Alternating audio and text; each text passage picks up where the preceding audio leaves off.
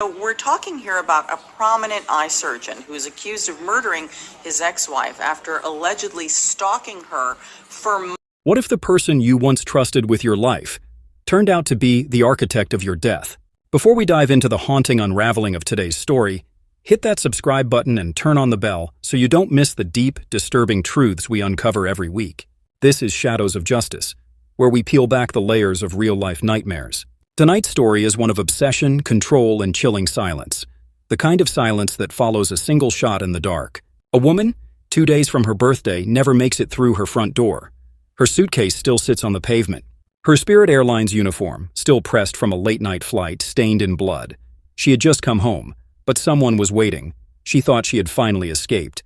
But the past wasn't done with her. Her name was Skiron Seath, a newly minted flight attendant, full of determination to start fresh after enduring a bitter and disturbing divorce. Her killer didn't ambush her from the shadows of an alley or lure her in under false pretenses. The man who allegedly pulled the trigger was someone who once vowed to love and protect her. Her ex-husband, Dr. Richard Seath, a respected eye surgeon. And yet he may never have seen her for who she truly was, only as something he could own, dominate, or destroy. This isn't just a story of a murder. It's a story of warnings ignored, signs overlooked, and a justice system stretched to its limits. What happens when a victim begs for help, leaves, starts over, and still dies? Let's go back. Back to the beginning. Palm Beach County, Florida. The sun-soaked coastlines, upscale condos, the illusion of paradise. But beneath the surface, in a seemingly quiet residential complex, was a woman trying to rebuild her life, brick by brick. Cindy had left a high-paying but deeply troubling marriage. She had traded lavish comfort for peace of mind, wealth for safety, and she was proud of it. According to friends, Cindy had escaped an emotional prison. Her ex-husband, Dr. Richard Seath, wasn't just a man of prestige. He was, by many accounts, a man of disturbing appetites and dark control. Friends say he wanted to manipulate every part of her life, even her body. Allegedly, Richard forced her into unwanted sexual scenarios, swinging group encounters, demands she said no to, again and again, until the day she finally walked away. And when she did, he retaliated. He locked her out of their shared home, shut off her finances, and tried to erase her stability. But instead of crawling back, Cindy rose up. She trained to become a flight attendant, moved into a modest condo, and started a new life in Fort Lauderdale. But she was never truly alone. Richard followed, not overtly but quietly, digitally, and menacingly. Friends say she felt hunted like a prisoner even in her own car. Her solution? Install a motion-activated dash cam to protect herself. It would later capture her final moments, and that's just the beginning. The divorce had been finalized. Richard was ordered to pay $285,000, money that would help Cindy buy her new home, pay off her mortgage, and restart her future. But what should have been a closing chapter only ignited a deadly rage. Police allege that Richard didn't just stalk Cindy. He tracked her like prey, attaching a GPS monitor to her car. According to investigators, he watched her every movement through email alerts from the tracking app. Like a predator waiting for the perfect moment, he plotted. The motive? Anger over the divorce, loss of control, and the ultimate insult, Cindy was thriving without him. He couldn't stand it. But remember, Richard denies all charges. He is presumed innocent. What we know for now are allegations. Powerful, detailed, and chilling allegations backed by hours of digital evidence. Let's look at what happened next. July 14, 2025. Cindy finishes a long flight with Spirit Airlines and drives home. It's just before midnight when she pulls into her parking space outside her condo. Her dashcam clicks on, capturing the ambient noise of a humid Florida night. And then the sound of gunfire. It is 11:47 p.m. She has only just parked. The footage captures her collapse. It shows a man retrieving something from her car, but the camera angle fails to reveal his face. Police believe it was the GPS tracker being removed, snatched off like a discarded leash. Forensics would later find markings where the device had been attached, but it wasn't just the camera. It was everything that followed. License plate readers picked up Richard's bright orange Jeep, ironically nicknamed Jack-O-Lantern, less than a mile from the crime scene. A unique vehicle, unmistakable, and in his own words, no one else ever drove it. He practically placed himself there. And the digital trail didn't end there. Police tracked his cell phone location, matched it with surveillance footage, GPS data, and security alarm records from his office.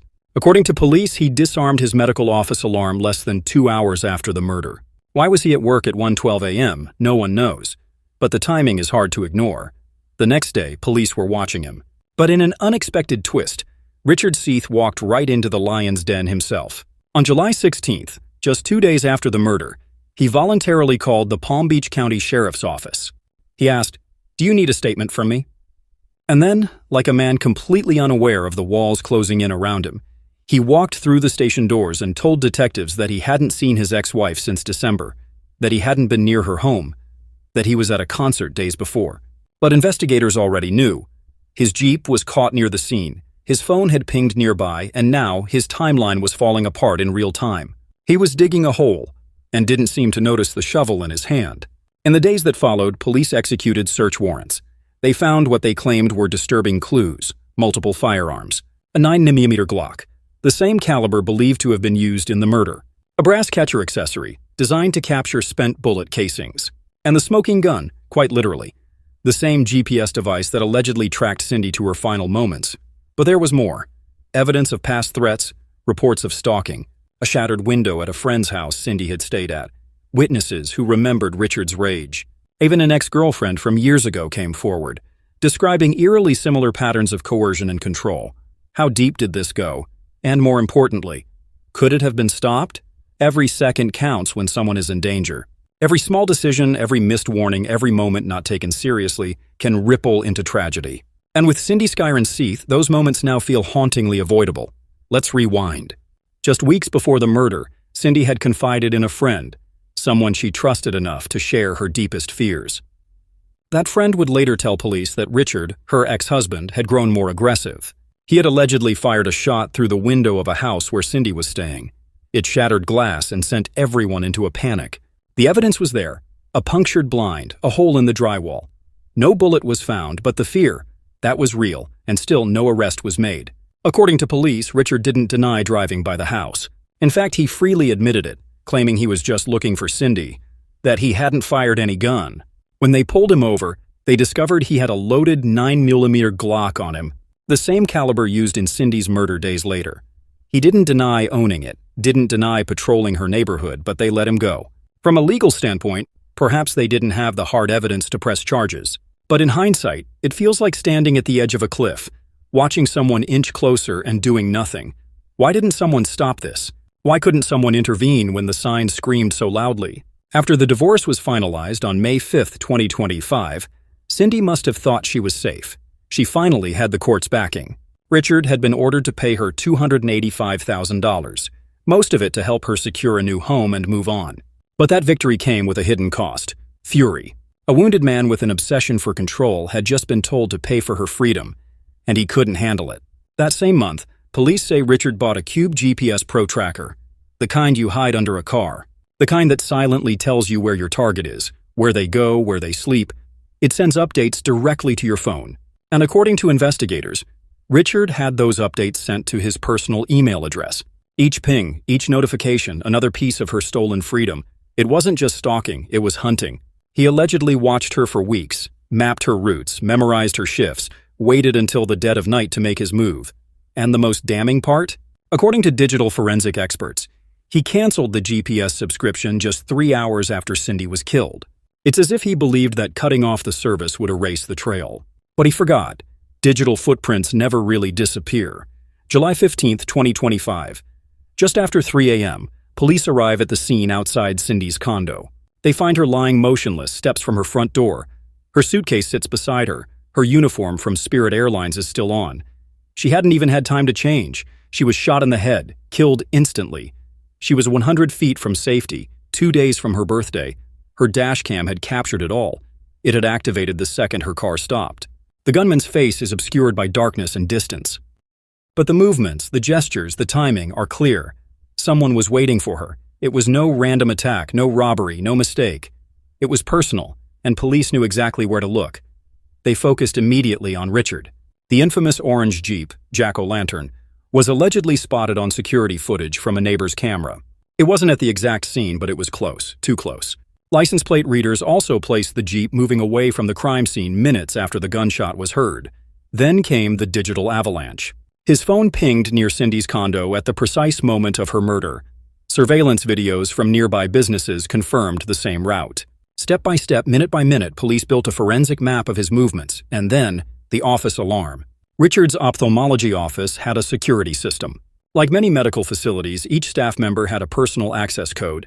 That night, at 1:12 a.m., just 90 minutes after Cindy's death, someone used Richard's unique code to disarm the system and enter the building. 1 hour later, the system was reactivated. What was he doing there? Cleaning up? Hiding something? Crafting an alibi? Police believe it was all part of his plan. Later that same day, investigators placed Richard under surveillance. They followed him as he left his office and drove away. According to their notes, he looked anxious, constantly wiping his forehead, glancing in the mirror, sweating through his clothes. But then again, it was July in Florida. If that were the only piece of evidence, it might be explainable. But by now, the pieces were falling into place. And then Richard did something that shocked everyone, especially the police. He voluntarily walked into the sheriff's office. He called ahead, offering to give a statement. Said he wanted to help the investigation. Claimed he hadn't seen Cindy in months. Said the last time he was in Palm Beach County was July 5th, for a concert. When questioned about his presence in the area, he denied everything. But the Jeep's license plate didn't lie. The cell phone tower didn't lie. The canceled GPS subscription didn't lie. Every lie he told gave investigators more reason to dig. They got search warrants. They combed through his home, his office, his car. They collected his DNA. They documented his firearms, handguns, rifles, suppressors. And then they found it. The Cube GPS tracker. The very one Cindy believed was following her. The device's data was still linked to Richard's email. And its last known location? The street where Cindy was murdered. Still, even with the evidence stacking higher and higher, Richard continued to deny everything. He said he had nothing to do with Cindy's death, that it was all a coincidence, that it was a misunderstanding, but the forensic puzzle was almost complete, and the final piece would come from the gun. Inside his orange Jeep, investigators discovered dark clothing and a Glock pistol. It had been cleaned, but not well enough. They would test it, along with every bullet and casing found, comparing them with forensic residue and dashcam timing. But it wasn't just the gun that raised eyebrows. It was what they found months earlier in his online purchase history. A brass catcher, a tactical accessory designed to collect spent bullet casings after a weapon is fired. To avoid leaving evidence behind. Premeditation. Cold. Calculated. As if he had trained for this moment. Not the act of someone who snapped in a fit of rage. The act of someone who prepared. Cindy was no longer just a name on a legal document. No longer a dependent spouse in a bitter divorce. She had become something powerful, free, independent. She had taken control of her life, trained for a new career, secured her own home, and had begun living again. She flew across the skies in her Spirit Airlines uniform, determined to rise above the darkness that had tried to consume her. But freedom comes at a cost when you've been tethered to someone who never learned how to let go. To Richard, it wasn't just about money. It was about domination, the narrative slipping from his fingers, the spotlight moving away from him, and most of all, the terrifying realization that Cindy was thriving without him, that she no longer feared him, that she had escaped. And in his mind, that was unacceptable. Let's return to the timeline, the moments just before Cindy was murdered. She had parked her car at 11:43 p.m. on July 14th, the camera mounted inside her vehicle, a precaution born from weeks of alleged harassment, activated immediately. 4 minutes later, at 11:47 p.m., she was dead. The shooter was just out of frame, but the audio was unmistakable. The abrupt crack of a gunshot, the thud of a body collapsing, a second of silence that stretches like eternity. Then, movement. A figure appears at the edge of the frame, reaching into the vehicle, grabbing something. Police believe it was the GPS tracker. It had left an impression on the car, a rectangular mark underneath. But more importantly, its signal had vanished just hours later, canceled, scrubbed, like an erased memory.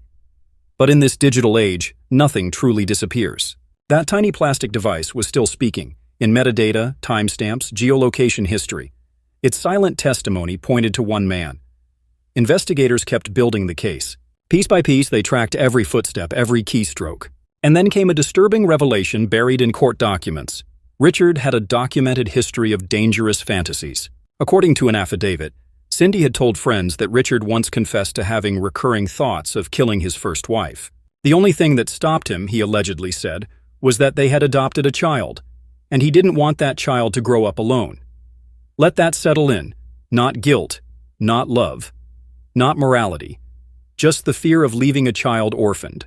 Now ask yourself, what happens when the next relationship doesn't have that child in the picture? What happens when the barriers are gone and the same twisted thoughts resurface? Did Cindy know what she was running from? Did she suspect that she had been sleeping beside a man who had rehearsed her murder long before they ever reached divorce court? Police weren't the only ones connecting the dots. A woman who had dated Richard in 2014, years before he met Cindy, came forward with hauntingly similar stories. According to her, Richard was already exhibiting coercive transactional behavior. She claimed that he once offered to pay for her dental work, on one condition, that she participate in group sex encounters. The same pattern. Different woman. Different decade. But the same insidious need to control, to manipulate, to dominate through financial leverage. This wasn't about passion. It wasn't about love gone wrong. This was power. Rehearsed, repeated, and tragically realized in its most violent form. And still, Richard maintained his innocence. Let's go back to the evidence.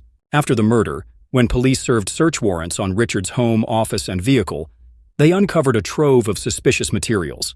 Inside his bright orange Jeep, yes, the jack-o'-lantern vehicle he insisted no one else ever drove, they found a 9mm Glock, recently cleaned. Dark clothing matching the suspected shooter's appearance. And the Cube GPS Pro device, allegedly the very tracker placed under Cindy's car. Each item screamed intent, purpose, planning. But the discoveries didn't stop there. In his medical office, they found even more weapons. A revolver, a rifle, and disturbingly, the brass catcher accessory he'd purchased months earlier. A device specifically used to catch bullet casings, to eliminate the evidence a firearm leaves behind. That one item alone painted a horrifying picture. A man preparing not just to kill, but to vanish after the act. A man rehearsing the cleanup before the crime was ever committed. How many other crimes had he planned in this level of detail?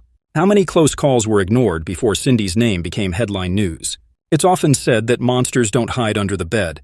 They hide in plain sight, sometimes in lab coats, sometimes in wedding photos, sometimes in a pair of cold, unblinking eyes that claim they love you, even as they destroy you. Dr.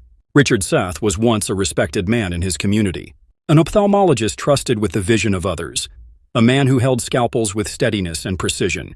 But in the quiet corners of his life, behind closed doors, something darker was festering. Cindy's friends and co-workers had seen glimpses of it, long before the trigger was pulled. What they didn't know is just how calculated this darkness had become.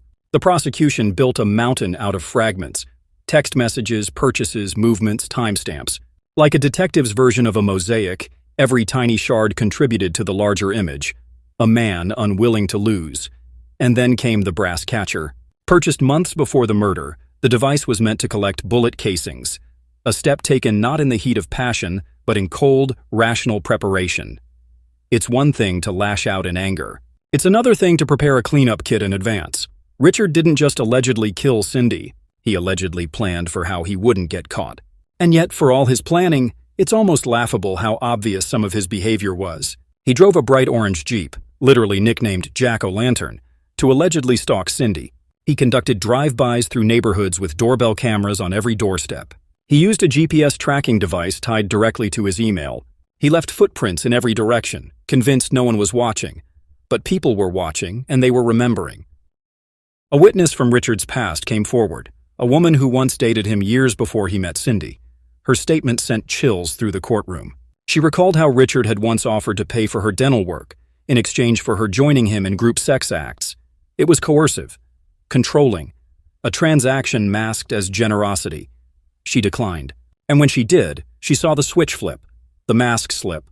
The controlling doctor beneath the charming surface revealed himself. This wasn't a one-time personality change.